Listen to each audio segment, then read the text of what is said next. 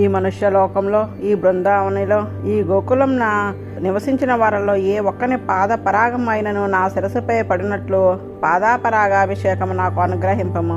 అదే నేను ప్రార్థించుచున్నది. సత్యలోకంలో బ్రహ్మ పదవి ఎందుకు? దానిచే ఏమి లాభము?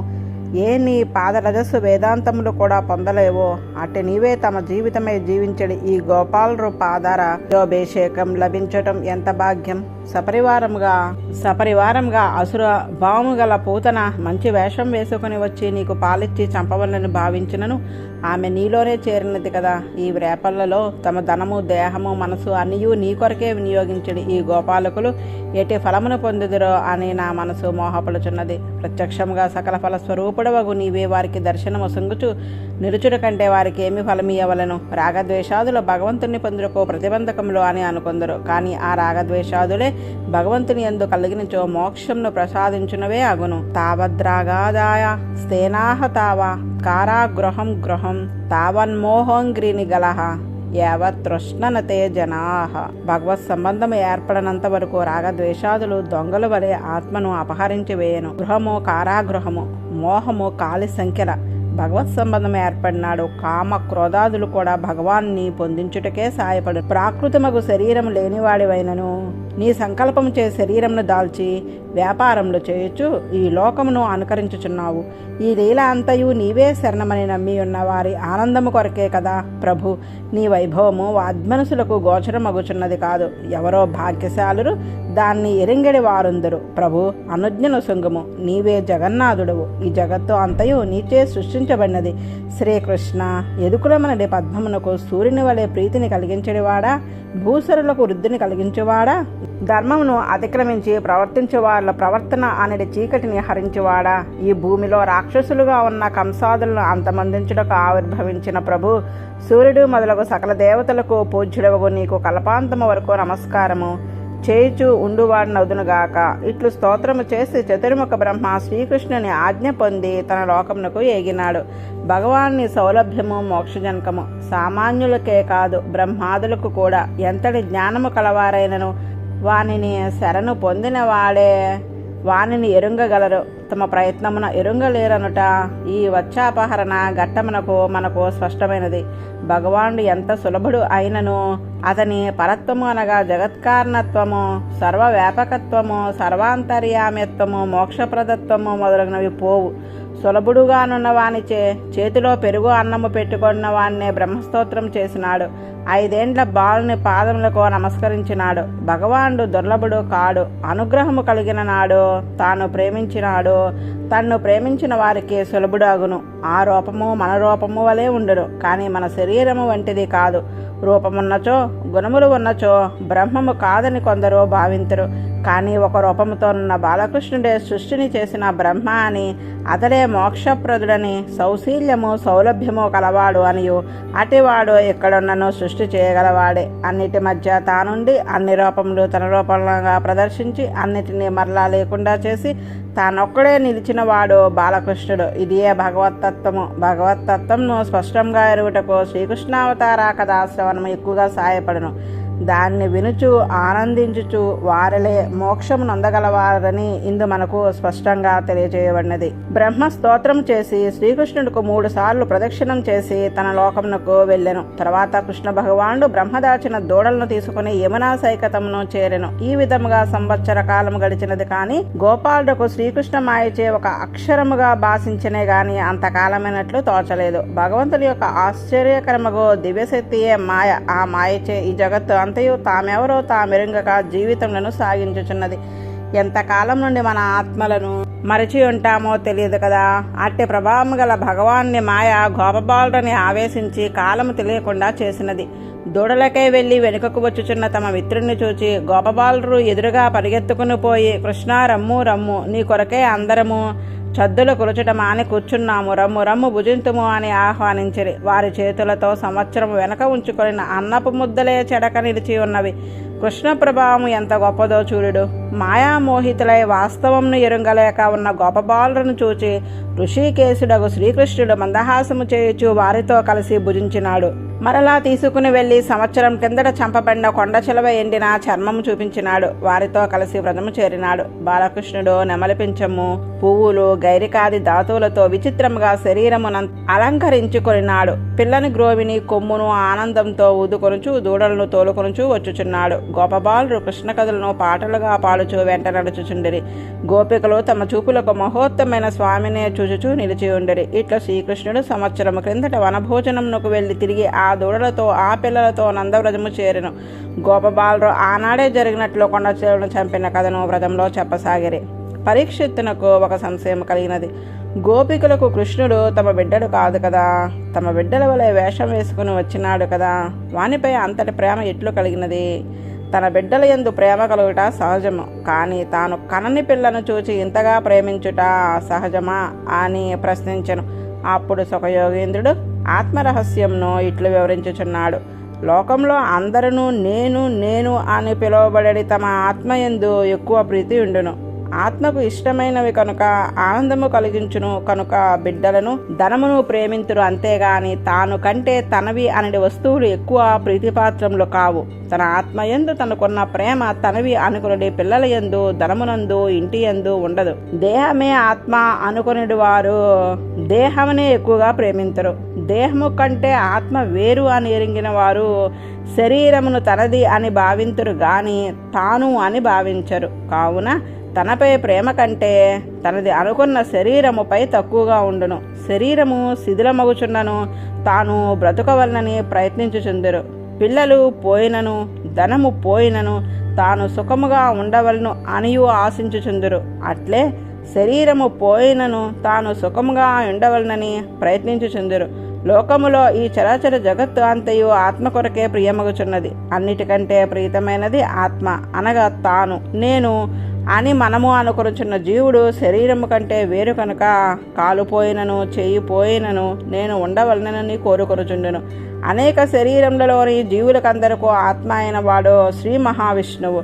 అతడు లోకహితమునికై మనవలే ఒక దేహమును దాల్చి మన మధ్య ఉన్నాడు. కానీ అతను మన అందరి శరీరములలో ఉన్న ఆత్మలలో ఆత్మయే ఉండువాడు. ఈ లోకంలో స్థావరము జంగమము అను భేదముతో కనపడడి సకల వస్తువులు ఆ కృష్ణుని దేహములే. ఆ దేహంలోని ఆత్మలలో ఆత్మ అయ్యే ఉండేవాడు శ్రీకృష్ణుడే. అందుచే అతని రూపము కాని వస్తువు ఏదియూ లేదు.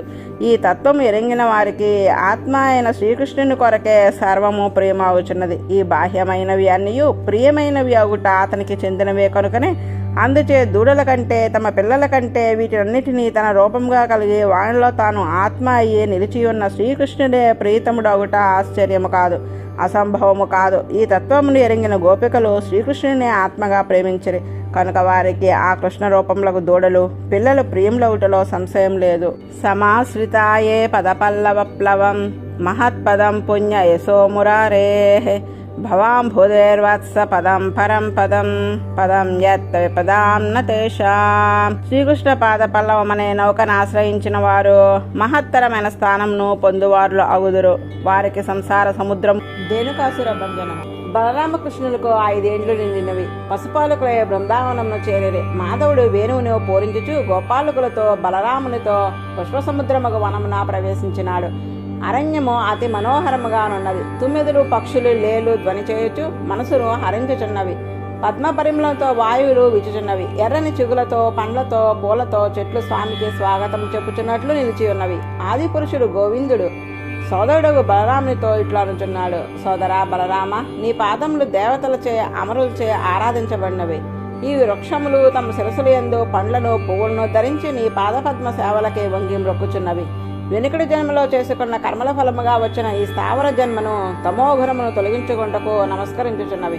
పూర్వజన్మలో చేసిన దుష్కర్మల ఫలితంగా మనకు తామసమైన జన్మ లభించుచుండెను.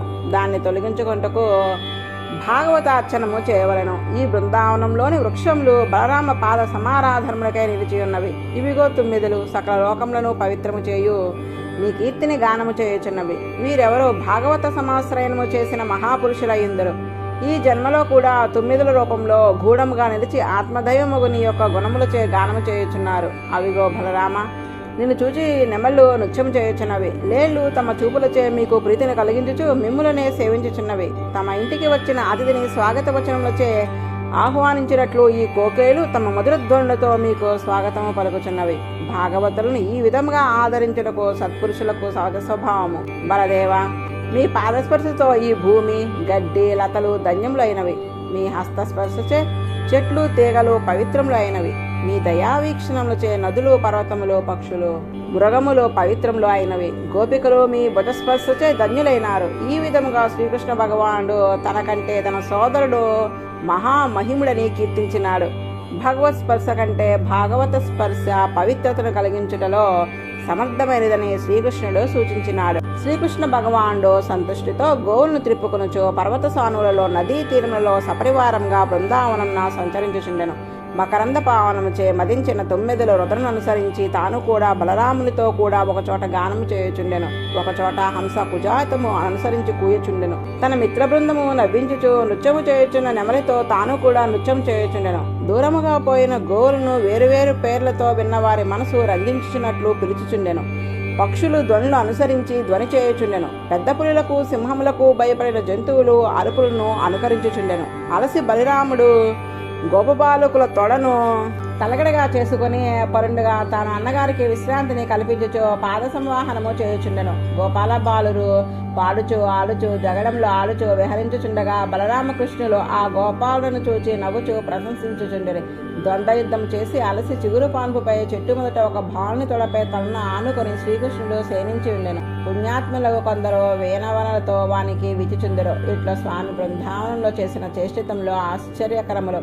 సకల లోకేశ్వరుడు, సకల జగత్కారుడు ఆగు పరమాత్మ తన సంకల్పంచే స్వేచ్ఛగా గోపబాలుడే జన్మించి అడవిలో గోపబాలుని వల్లే వ్యవహరించుచున్నాడు. స్వాధీనమైన సకల ప్రవృత్తులు గల స్వామి, లక్ష్మిచే సేవింపబడిన పాదపద్మములు గల స్వామి, తానే కల్పించుకున్న ఒక రూపముతో పామరులు చేయు చేష్టితములు చేసి ఇతరులను ఆనందింపచేసి తాను ఆనందించుచున్నాడు. ఆ బృందావనవాసుల భాగ్యమే భాగ్యము. బలరామకృష్ణులకు శ్రీధాముడు అనొక అంతరంగ మిత్రుడు కలడు. సుబలుడు, స్తోకకృష్ణుడు మొదలు కొందరు మిత్రులు కలరు. వీరందరూ ప్రేమతో ఇట్లు పలుకుచున్నారు. మహానుభావ రామ, దుష్ట నిబర్హణ శ్రీకృష్ణ, ఇక్కడ దగ్గరగా తాటి చెట్టు తోట ఒకటి ఉన్నది. మంచి మంచి పండ్లు ఉన్నవి. ఎన్నో రాలుచున్నవి. కానీ లోనికి వెళ్ళటకు వీలు కాకుండా గార్ధబ రూపంలో ఉన్న ధేనుకుడు మమ్మల్ని అడ్డుచున్నాడు. అతడు మహాబలశాలి అసురుడు. అతనితో సమానమైన బలము గల వాని జ్ఞాతులు ఎందరో ఆ వనంలో ఉన్నారు. వారు మనుషులను భక్షించుచుందురు. అందుకు భయపడి మనుషులే కాదు, పశువులు, పక్షులు కూడా ఆ వనంను ప్రవేశించవు. ఆ తాటి పండ్ల వాసన అంతటా వ్యాపించుచున్నది. మా మనసులను ఆకర్షించుచున్నది. వాణ్ణి తినవలని మాకు కోరిక ఉన్నది. మీకు ఇష్టమైనచో ఆ వనంలో చేరి పండ్లను తినవలని ఉన్నది అని పలికిన బాలుర మాటలు విని మిత్రులు కోరిక తీర్చవలని బలరామకృష్ణులు తాళవనంలో ప్రవేశించిరి.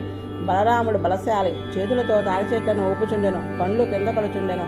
ఆ అసురుడు పండ్లు పడిన శబ్దం విని ఒక్కసారి అరుచుచూ పరిగెత్తి వచ్చినాడు. బలరాముని గుండెలపై తన్ని ముందుకు వెళ్ళి మరలా వెనుకకు వచ్చి తనుటకు వెనుక కాళ్ళని ఎత్తినాడు. బలరాముడు 2 కాళ్లను ఒక చేతితో పట్టినాడు. ధేనుకుని తిప్పి ఒక చెట్టుపైకి విసిరినాడు. ఆ త్రిప్పుటతోనే ప్రాణములు పోయిన ధేనుకాసురుడు ఒక తాటి చెట్టుకు తగులుతోనే ఆ చెట్టు విరిగిపడినది. ఆ చెట్టు మరి ఒక చెట్టుపై పడి పెనుగాలికి చెట్లు విరిగిపడినట్లు తోటాంతయు విరిగిపడినది. ధేనుకుడు చనిపోవడం చూసి కోపంతో వాని బంధువులందరూ బలరామకృష్ణులపై వచ్చిపడి తన్నుట ఆరంభించిరి. బలరామకృష్ణులు వెనక కాళ్ళు పట్టుకుని వారందరినీ సంహరించినారు. పండ్లన్నీ నేలపై రాలిపడి ఉన్నవి. రాక్షసులు నేలపై చనిపోయి పడి ఉండిరి. ఈ ధేనుకాసుర వదన చూచి దేవతలు పుష్పవృష్టిని కురిపించిరి. అందరూ ఆ పండ్లను తిని ఆనందించిరి. గోవులు ఆ వనంలో ప్రవేశించి హాయిగా పచ్చకని మేసినవి. పుణ్యశ్రవణ కీర్తనుడు, కమలపత్రాక్షుడు శ్రీకృష్ణుడు తోడి గోపకులు స్తుతించుచుండగా సోదరునితో కలిసి మరలా వ్రజమునకు చేరాను. సంసారంలో తాము అనుభవించక ఇతరులను అనుభవింపనీయక లోభముతో తమకున్న దాన్ని కాపాడుకుంటకు ఇతరులను బాధించడు వారెందరో ఉందరు. అనుభవింపదగిన పదార్థములు వారి దగ్గరలను అవి వారికి అనుభవింపదగినవై ఉండవు. అనుభవింపవలని కోరిక గల వారికి అందకుండా వారిని హింసింతురు. అట్టివాడే ధేనుకుడు. అతని పరివారము గాడిద బరువు మోయిటకే గాని దానివల్ల తాను ఏమీ ప్రయోజనమో అనుభవించదు. తాటి తోటను కాపాటియే కానీ దాని ఎందరి పండ్లను తినదు. అట్టి లోభగుణము గలవాడు ధేనుకుడు. వేరొకరికి పెట్టలేరు, తాము అనుభవించలేరు. అనుభవించవలని కోరిక గల వారిని హింసించుటకు వీరి ప్రవృత్తి సహాయపడును. తాటి పండ్లు మంచి వాసన గల పండ్లు, దూరం నుండియే ఆకర్షించును. కానీ గాడిదలకు వాని వాసన తెలియదు, రుచి తెలియదు. అనుభవించగల వారిని అనుభవించకుండా చేయుట వారి బలము. అనుభవించగల వారిని అనుభవించకుండా చేయుటకు వారి బలము ఉపయోగించుచున్నది. అట్టి లోభగుణము తొలుగుటకు భాగవత సమాశ్రయమే కర్తవ్యము. లోభంతో మానవుడు జన్మించును, త్యాగంతో మానవుడు అమృతత్వమును పొందును. భగవంతునికి చెందిన సకల పదార్థములను నావి నా కొరకు అని అనుభవించుటే లోభము. ఇదే జన్మహేతువు. దీని నుండి విరుటకు మహాపురుషుల అనుగ్రహము మనపై ప్రశంసవలను. బాల్యలీలలో ఒక దేనికాసుని మాత్రమే బలరామును చంపినాడు. లోభగుణము ఒకటి మాత్రమే మహాపురుషుల చేతనే తొలగింపబడును. అది తొలగిననే అమృతత్వ సిద్ధి. ఈ గార్ధాభ రూపంలో ఉన్న దేనికాసుడు బలరాముడు అంతమొందించినాడు. అందుకే ముందు శ్రీకృష్ణుడు వనములో నున్న వృక్షములు, పక్షులు, మృగములు కూడా బలరాముని సేవించినట్టు చెప్పి తాను కూడా బలరాముని పాద సంవాహనము చేసినాడు. దీని తర్వాత కదా కాళీయమర్దనము. ఆ విషహృదయములో నివసించు కాళీని అంతమొందించుటకు ముందు బలరాముడు చేసిన దేనుకాసుర వంద వృత్తాంతము అమృతత్వమునకు ముందు లోభ నిరసనము ఆవశ్యకము అని నిరూపించినది. మనమన్నిటినీ అనుభవించవచ్చును, కానీ ఈ వస్తువు నాకు చెందినది, నేను అనుభవించుటచే ప్రీతి పొందుచున్నాను, ఈ వస్తువును అనుభవించువాడు నేను అను భావన మనసులో పోతపోయేరాదు. మనసును నేను, నాది, నా కొరకు అను భావములు ఉండుటయే సంగము. అది వదులుట త్యాగము. మహాపురుషులు ఉపదేశించిన జ్ఞానము చే అది కలుగును. అందరిలో ఆత్మగా భగవానుడు ఉన్నాడు. అందరివి తనవిగా కలిగి ఉన్నాడు. ఎల్లరూ చేయు పనులను తానే చేయించి తానే ప్రీతి నొందుచున్నాడు అనే జ్ఞానమును మహాపురుషులు మనకు ప్రసాదించరు. విశ్వమంతయు అతని రూపమే. అనుభవాన్ని వెనుక వచ్చాపహార వృత్తాంతంలో పొందుతుంది. దాన్ని ఉపదేశించి జ్ఞానులు మనలోని అహంకార మమకారంలో నెట్టు కలిగించరో దేనుకాసుర సంహారంలో నిరూపించరు. ఇప్పుడు నేను, నాది, నా కొరకు అన్న భావములు వదిలి అన్నీ వాని రూపంలే, అన్ని పనులు వాళ్ళు చేయుచున్నవే, అన్నిటి వలన కలుగు ప్రీతి వానిదే అనే భావము రూఢమై సంగము చేయగలిగిన లోభమునటి గార్ధబము బలరాముని కటాక్షం చేసి అనుకోవును. గాడిద బరువు మోసినట్లు సంగము చే మనము కూడా మన ఆత్మలకు ఉపయోగపడని వాటిని ఎన్నిటినో మోయుచున్నాము. ఈ గార్ధబ రూపంలో దేనుకాసుని బలరాముడు అంతమొందించినాడు.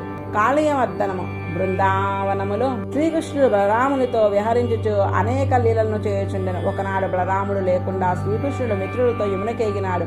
వేసవి ఎండ ఎక్కువగా ఉన్నది. గోవులకు, గోపాలకు ఎక్కువ దప్పిక కలిగను. అక్కడ ఉన్న ఒక మడుగులోని నీటిచే దప్పిక చే విషం నిండిందని తెలియక వారందరూ త్రాగినారు.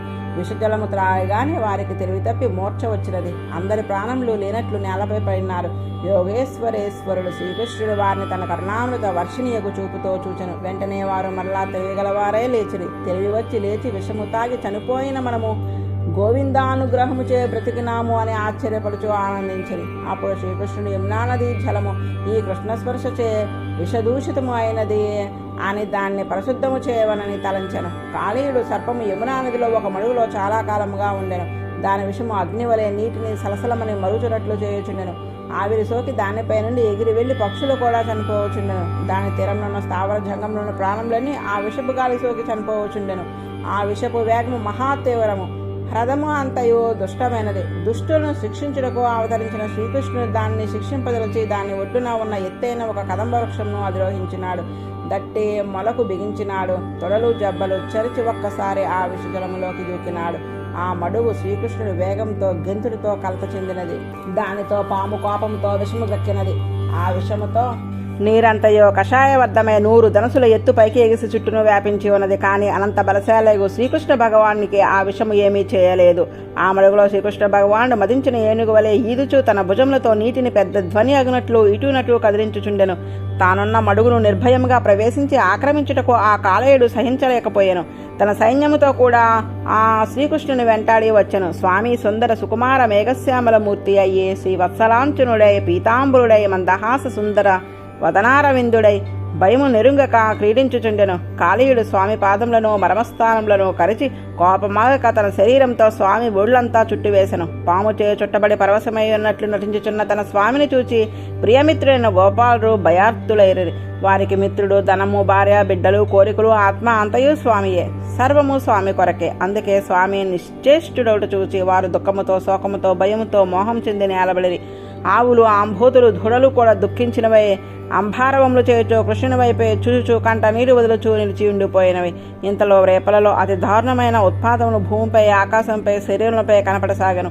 భయము రాబోచున్నదని వారి మనసులో తల్లడినవి. అయ్యా, ఈనాడు బలరాముడు లేకుండా కృష్ణుడు ఒంటరిగా గోవులను మేపుటకు వెళ్ళినాడు. ఏదో ఆపద కలిగి ఉండును అని వారు నిశ్చయించుకున్నారు. వారందరూ కృష్ణుడే ప్రాణంగా జీవించేవారు. కృష్ణుని యందే మనసు నిలిపినవారు. దుఃఖము, శోకము, భయము వారిని ఆవరించినవి. ఆతురతతో ధైన్యముతో పిల్లలు పెద్దలు స్త్రీలు అందరూ గోకులం నుండి బయలుదేరి కృష్ణుని చూచుటకు మడుగు వద్దకు వచ్చిరి. భగవంతుడు మాధవుడు పాముచే చుట్టబడి ఉన్నాడు. బలరాముడు చూచినాడు, కానీ తమ్ముని శక్తి తెలిసినవాడు కనుక ఒక నవ్వి ఊరుకున్నాడు. గోకులము నుండి బయలుదేరిన గోపీజనమంతా స్వామి అడుగుజాడను చూడుకుంటూ యమునా తీరంలోకి చేరిరి. యమున మడుగునీటిలో పాముచే చుట్టబడిన వాడే చేస్తుడిగా ఉన్న కృష్ణుని వారు చూచినారు. తీరమున బెంగచే తల్లడిల్లి మూర్చపోయింది గోపాలకులను చూచిరి. ఆర్తులే గొల్లుమని ఏడ్చిరి. కృష్ణానురక్తమే మనసు గల గోపికలు ఆ స్వామి ప్రేమను, మందహాసమును, చూపులను, మాటలను స్మరించుకొనుచు అయ్యో జీవితమే కాదు 3 లోకములు శూన్యమైపోయినవి పాముచే చుట్టబడిన స్వామిని చూచి విలపించుచుండిరి. వారందరూ యశోదేవిని పట్టుకుని ఆమెతో సమానంగా తాము కూడా కృష్ణునికే శోకించుచున్న వారులైరి. భయముతో వణికిపోవచ్చును. స్వామి వైపే చూచుచు ప్రియమైన కృష్ణుడు చేసిన లీలలే చెప్పుకునుచు ప్రాణంలుండి లేని వారి వలె నిలిచి ఉండరి. కృష్ణుడు లేని జీవితం ఎందుకని తాము కూడా ఆ మడుగులో దిగవలను సిద్ధపడుచుండరి. బలరాముడు శ్రీకృష్ణ మహిను ఎరిగినవాడు గనక వలదు అని వారిని వారించినాడు. చూచినాడు శ్రీకృష్ణ భగవానుడు గోకులమంతయు తానే గతి అని నమ్మి ఉన్నారని, తనకే దుఃఖించుచున్నారని చూచినాడు. మనుష్య మాతృని వల్లే కొద్దిసేపు పామునకు లొంగినట్లుండి ఒక్కసారి పాము బంధంను దులుపుకొని లేచినాడు. భగవానుడు తన శరీరంను నులిమివేయుటకు సహింపకపోయినాడు. కాళీయుడు ఒకసారి పడగ ఎత్తి పైకెత్తి లేచినాడు. వేడి విషపగాలను వదిలినాడు. తన 2 నాలుకలను పైకి చాచి పెదవుల సందులను ఒక్కసారి తుడుచుకుని భయంకర విషాగ్ని దృష్టిని వెలిగిరక్కుచూ స్వామిపై పడనుంగించినాడు. పైకి పడగల విప్పి లేచిన కాళీని చూచి ఆది పురుషుడైన గోవిందుడు వాని పడగలపైకి ఎక్కినాడు. ఫణిమణులతో ఎర్రని పాదములు ప్రకాశించుచుండ స్వామి ఇటునటు విలాసముగా నటించినాడు. నాట్యం చేయుటకు స్వామి ఆరంభింపగానే గోపీజనము గంధర్వ సిద్ధ మునిచారణాదితే వర్గము పరమానంద భరితమాయను. మద్దరి డోలకు మొదలైనవి స్వామి నాట్యమునకు అనుగుణముగా మ్రోగించుచు పుష్పాంజులతో స్తోత్రములతో భగవాన్ని ఆరాధించుచుండెను. ఆ కాళీనకు 101 శిరస్సులు కలవు. ఒక శిరస్సు తొక్కితే మరి ఒక శిరస్సు ఎత్తుచుండెడివాడు. వెంటనే స్వామి ఎత్తిన శిరస్సు నెల్ల తన పాదం చే త్రొక్కివేయుచుండెను. పాద ప్రహారములచో అతని నోటి వెంబడి రక్తం వచ్చుచుండెను. విషము వెలికి గ్రక్కుచుండెను. కోపంతో చాలా గట్టిగా నిశ్వాసలు వదులుచుండెను. స్వామి నృత్యము చేయుచు చిత్రతాండవంతో సహస్రఫలములపై సవిలాసముగా నాట్యమాడుచుండెను. కాళీయుని శరీరమంతయో శిథిలమాయను. అప్పుడు అతడు స్వామి చరాచర కారణమైన పురాణ పురుషుడైన నారాయణుడే అని ఒక్కసారి మనసులో శరణమని భావించెను. మనుష్య శరీరమే ఒక విషహృదము అనగా విషపు మడుగు. కాళీయుడు అందు స్థిర నివాసం ఏర్పరచుకున్నాడు. కాలింది యమున నలుపు. యమునలో ఏర్పడిన మడుగులోనున్న ఆ పాము కూడా కృష్ణ సర్పము. నల్లత్రాచు కాలము యమునా ప్రవాహం వల్లే ప్రవహించుచుండెను. అందు రజోగుణము, తమోగుణము, సత్వగుణము మారి పైకి ఉబుకుచుండెను. హృదయస్థానమున జీవుడుండును. అతడు జ్ఞానస్వరూపుడు, జ్ఞానము కలవాడు. అతని నుండి వెలువడిన జ్ఞానము ప్రసరించు మార్గములు నాడులు. ఇవి 101. శతంచ ఏకాచ హృదయస్య నాడ్యః, శతంచ ఏకాచ హృదయస్య నాడ్యః అని ఉపనిషత్తు చెప్పుచున్నది. జ్ఞానద్వారము తమోగుణముతో నిండినచో దాని ప్రకాశమును ఆవరించును. దానిచే ప్రవృత్తులనియో విషయభోగముల వైపే పరుగులెత్తుచుండును. అట్టి తమోగుణముచే ఆక్రమింపబడిన జ్ఞానము గల శరీరము విషపూరితమగు మడుగు వంటిది. ఈ జ్ఞాన ప్రసరణ నాడీ మండలమును కాళీయుడుగా భావించినచో ఈ కథలోనున్న మర్మము మనకు తెలియను. విషయములే విషము. తమోగుణముచే ఆక్రమింపబడిన సత్వగుణము గల ప్రకృతిచే ఆవరింపబడిన జ్ఞానము గల శరీరమే మడుగు. అందులో జ్ఞాన ప్రసరణము స్వార్థమై, పరహింస నిరతమై, స్వాతంత్ర భావ పూరితమై, దైవ విరుద్ధమై ప్రవర్తించును. గోవులను, గోపాలులను, చివరికి వారి నాథుడైన శ్రీకృష్ణ భగవాన్ని కూడా ఆక్రమించి మూర్ఛింపచేయగలదు. శ్రీకృష్ణుడు సాక్షాత్తు చరాచర కోటికంతకి ఆశ్రయమైన ఆత్మ అయిన నారాయణుడే. అతనికి విషము అమృతము రెండునూ సమానమే. మన కొరకే ఆయన మనలో ప్రవేశించి ఉన్నాడు. మనము విషగ్రస్తులమే మూర్ఛనొందుచుచున్నాము. ఎంతకాలం నుండియో కాళీయుడు ఉన్నాడు. కానీ ఇంతవరకు ఆ కాళీయును పారద్రోలగలిగిన వారు ఎవరునూ లేరు. ఏమి, కృష్ణుడు సకల లోకరక్షకుడు కదా, అందరినీ రక్షించవలసిన బాధ్యత లేదా? ఇంతవరకు ఊరుకున్నాడేమి? తన్ను ప్రేమించిన వారి ఆస్తిని అధ్యవసాయము చూడనిదే స్వామి కాళీయుని పారద్రోలడు. ఆశ్రితులకు గోవులు, గోపాలకులు విషముచే మూర్ఛపడి మరలా లేచిరి. కాళీయుడు కృష్ణునే పట్టుకుని ఉన్నాడు. అప్పుడు గోపాలురు, మనము బ్రతికితిమి కదా, కృష్ణుడైన ఏమి అని నిర్భయంగా ఉండలేకపోయారు. కృష్ణుడే వారి ప్రాణము, కృష్ణుడే వారికి ఆత్మ. కాళీయుడు కృష్ణుని పట్టుకున్నాడు.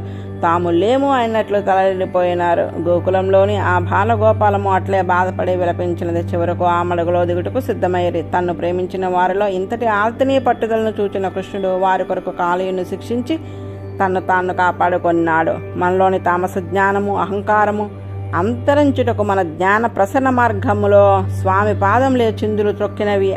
అవి 101. ఈ పాము తలలు 101. సర్వ ప్రవృత్తుల్లో స్వామి మొదలడి దశ కలుగుటయే కాళీయమర్దనము. అప్పుడు సాత్వికమైన వృత్తులు బయటపడి స్వామియే శరణమనే నిశ్చయము కలిగించును. ఈనాడు స్వామి ఆజ్ఞచే ఈ మడుగున వీడి కాళీయుడు వేరొక చోటకి పోవును. మనలో జ్ఞాన మార్గమును బాగు చేసుకుంటకు, తమోగుణమును నిరసించుకుంటకు, విషయాలతను తగ్గించుకుంటకు మనము చేయవలసిన సాధన శ్రీకృష్ణుని యందు నిరతశయ ప్రీతి కలిగి ఉండటయే. తమ శరీరము కంటే, భార్య కంటే, ప్రాణము కంటే వాడే ముఖ్యము అనే ప్రీతి ఏర్పడవలెను. అది ఏ సాధన అని నిరూపించినది ఈ కాళీయమర్దన వృత్తాంతము. కృష్ణుడు మడమల దెబ్బలతో కాళీయుని ఫనములు వంగినవి. సకల జగత్తును తన బొజ్జలో ఇముడ్చుకుని స్వామి ఆ కాళీయుని శిరసపై నృత్యమును చేయుచున్నాడు.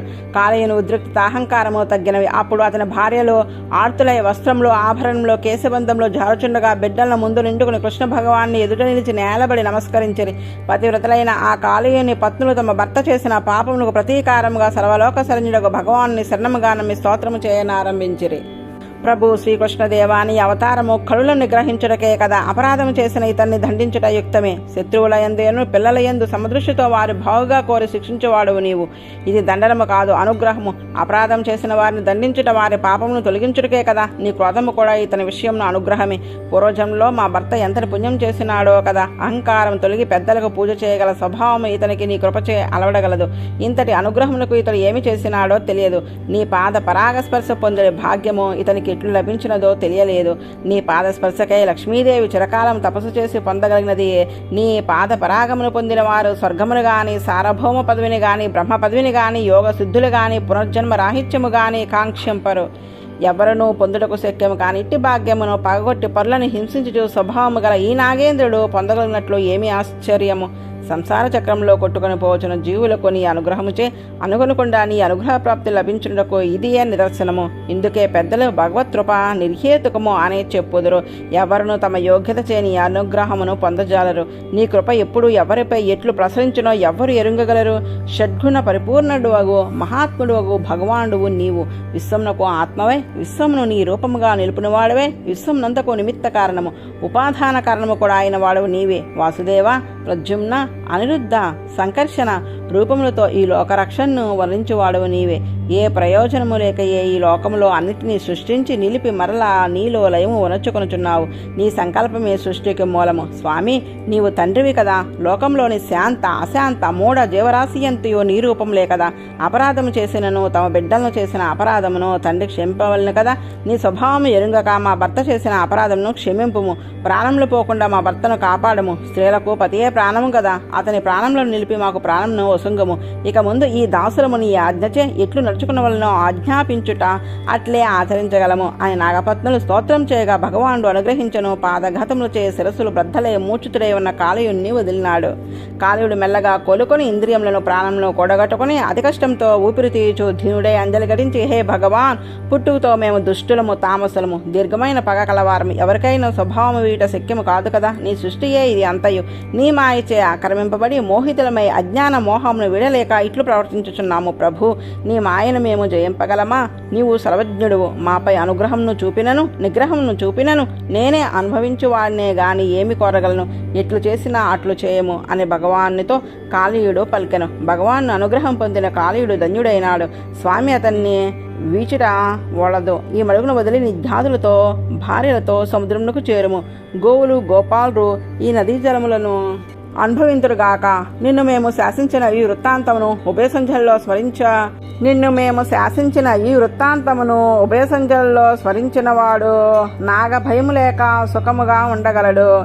ఈ మడుగులో స్నానము చేసి దేవతలకు పితరులకు తర్పము చేసిన వాడు, ఈ కథను స్మరించుచు ఉపవాసంతో అర్చించిన వాడు సకల పాప విమోచము వందును. ఈ నా పాదంలో నీ తలపై గుర్తుగా ఉండగలవు. దానిచే గరుత్మంతుడు నిన్ను హింసింపడు అని కాళీయునకు స్వామి అనుజ్ఞ ఒసంగెను. ఇతడు పూర్వము రమణకమను ఒక ద్వీపమున ఉండేవాడు. గరుడడు నిత్యము అతడి పాములను తినుచుండేవాడు. అప్పుడు ఆ సర్పములు అన్నీ ప్రతిదినము గరుడునకు తృప్తికై తమ భాగముగా బలిని సమర్పించుచుండేవి. కాళీయుడు విషవీర్య మదముచే ఆ గరుడిని లెక్క చేయక గరుడిని అర్పించదగిన బలిని తానే భుజించను. దానిచే కోపించిన గరుడు కాళీయుని చంపుటకు మహావేగముతో వచ్చిన కాళీయుడు తన 101 శిరస్సులను ఎత్తి తన భీకరముగా కోరలతో గరుడుని ఎదిరించి కరిచి హింసించెను. అప్పుడు గరుడునకు తీవ్రముగా కోపం వచ్చి తన కుడిరెక్కతో ఆ కాళీయుని ఒక వేటు వేసెను. దానిచే చలించి కాళీయుడు ఆ గరుడు చేయుటకు శక్యము గాని ఈ హ్రదమున చొచ్చెను. ఈ మడుగులో పూర్వము సౌబరి తపస్సు చేసెను. అతడు ఆ మడుగులోనున్న మత్స్య కుటుంబమును చూచి మనసున సుఖమును కాంక్షించెను. సంకల్ప మాత్రం చేయగలిగిన పాపమును పోగొట్టుకుంటకు 50 శరీరమును దాల్చి అతడు తపస్సు చేసి సంసారిక సుఖమును అనుభవించవాలని తలంచి పాపమును పోగొట్టుకొనెను. అందుచే ఆ మడుగు సౌభరికి ప్రియమైనది. అందున్న మత్స్యములను గౌడడు తినివేయుచుండెను. అవి దుఃఖపడుచుండెను. దాన్ని చూచి సౌబరి జాలిపడి గరుడు ఈ రథమున చేపలను మృంగినచో వెంటనే ప్రాణములను వీడునని శాపమిచ్చెను. అందుచే గరుడు ఆ మడుగునకు రాజ్యాలడు. ఈ రహస్యము కాళీయునకు తెలియను. అందుచే కాళీయుడు ఈ మడుగున చేరెను. ఇప్పుడు శ్రీకృష్ణుడు రమణక ద్వీపమున నీవు ఉన్నను గౌడడు నిన్ను హింసింపడు అని తన పాదలాంఛనమును గురుతుగా ఆ కాళీయుని తలపై నుంచి ఆ రమణకు ద్వీపమునకు మరలా చేరుమని కాళీయుని ఆజ్ఞాపించి పంపెను. ఇందులో ఈ రహస్యమును మనము గుర్తించవలను. ఈ సంసారంలో మనము ఆనందమును అనుభవించుటకు వీలుగా జ్ఞానంతో కూడిన మానవ శరీరమును భగవానుడు మనకు ప్రసాదించినాడు. సముద్రంలో మధ్యలో రమణక ద్వీపం నందు వలె సంసారమును, సముద్రంలో మనుష్య శరీరంలో మనము హాయిగా నివసించవచ్చును. అచట పాములు గౌడుని మాట మన్నించి నిత్యము బలివసంగి తాము సుఖముగా జీవించేవి. గరుడు వేదస్వరూపుడు. భగవానుకు వాహనము గరుడు. వేదమే భగవాన్ని మనకు అందించడి వాహనము. ఆ వేదము మనము దేవతలను నిత్యము ఆరాధించి సుఖముగా జీవింపవచ్చునని చెప్పబడుచున్నది. దేవాన్ భావయతానేన తే దేవాహ భావయంతువహ అని గీత చెప్పినది. దేవతలకు అర్చించవలసిన భాగము అర్పించి మనము సుఖముగా జీవించవచ్చును. కానీ కాళీయుడు విషము మదము ఎక్కువే గౌడునకు అర్పింపక తానే అనుభవించెను. అట్లే దేవతలకు ఇయ్యదగిన దాన్ని కూడా విషయభోగాలత తమోగుణము ఎక్కువే మనము కూడా దేవతలకు అర్పించక అంతయు మనమే తెరవలని ప్రయత్నించము. ఆ గౌడననే ఎదిరించినట్లు వేదంనే ధిక్కరించము. కానీ ఎప్పుడో అదృష్టవశమున ఆ దుష్టత కృష్ణభక్తి పరాయణులకు ప్రాణులను మనము హింసించుటకు ఉద్యుక్తులకు చేయను. కాళీయహృదము చేపలకు ఆవాసము. చేపలకు నీరు వలె కృష్ణుడే దారకము, పోషకము, భోగ్యము అనువారు గోవులు, గోపాలకులు. వారిని కాళీయుడే హింసించను. దుష్టకాళీయుడు గరుత్మంతుణ్ణి ఎదిరించి వచ్చి ఈ మడుగులో పడి ఉండి కృష్ణుడే దిక్కు అని నమ్మి ఉన్న గోవులను, గోపబాలకులను తాను విషం చే మూర్ఛల్లా చేశాను. చివరకు కృష్ణుచే హింసించుటకు సిద్ధపడిను. అప్పుడు శ్రీకృష్ణ భగవానుడు తన